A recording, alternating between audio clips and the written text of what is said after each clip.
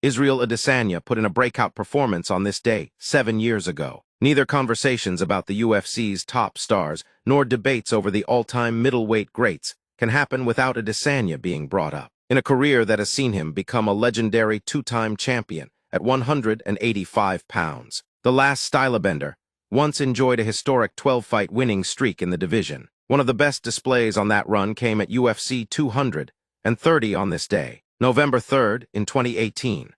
Before Daniel Cormier beat Derek Lewis to successfully defend the heavyweight title in the main event, Adesanya made a statement with how he dispatched of a prominent middleweight veteran. Adesanya was on plenty of fight fans' radars after wins over Rob Wilkinson, Marvin Vettori, and Brad Tavares to kick off his career in mixed martial arts top promotion. But it was his fourth UFC fight that really signaled the ex-kickboxer as a future star. At the iconic Madison Square Garden in New York City, the Nigerian-New Zealander picked up one of UFC 230's performance bonuses with a brutal finish of Derek Brunson. In the final minute of round 1, Adesanya badly hurt Brunson with knees before eventually dropping him twice in quick succession, with punches to secure the TKO stoppage. Watching back the vicious finish, color commentator Joe Rogan made it clear what he thought of Adesanya's work. "That is technique," Rogan said on the broadcast. "That is the last stylebender, folks. That was a big test for him tonight, and he got an A+ sensational,"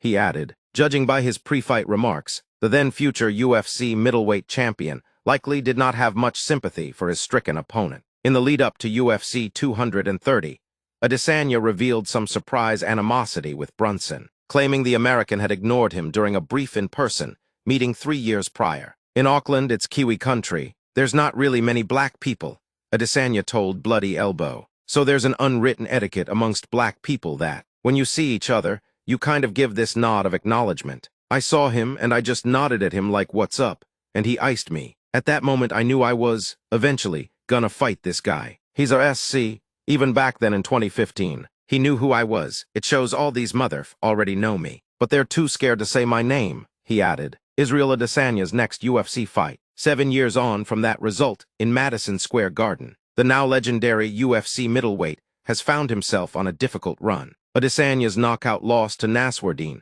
Imavov this past February marked his third consecutive defeat, leaving him winless since regaining the 185-pound belt from Alex Pereira in April 2023. Having dismissed those calling for his retirement, the last stylebender initially set his sights on a rematch with Sean Strickland, the man who quickly ended his second middleweight reign 2 years ago. But having not received a positive response from the American, Adesanya has moved on.